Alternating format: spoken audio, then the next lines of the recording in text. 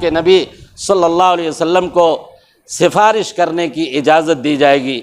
नबी करीम सल्लल्लाहु अलैहि वसल्लम अपने रब से ये दुआ करेंगे, अल्लाह मैं अपनी उम्मत के बारे में सिफारिश करना चाहता हूँ, तो अल्लाह तबारक व तआला अपने नबी को इजाज़त देगा। अल्लाह के नबी सल्लल्लाहु अलैहि वसल्लम अपने रब के सामने सजदा करेंगे, सजदे से सर उठाएंगे।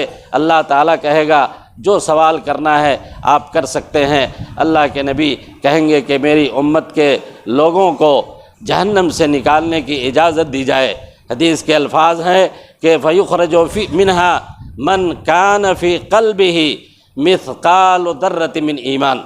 तो जहन्नम से हर उस शख्स को निकाल लिया जाएगा जिसके दिल के अंदर एक ज़र्रे के बराबर भी, एक राई के दाने के बराबर भी ईमान होगा। ईमान से मुराद मेरे भाइयों यही अक़ीदा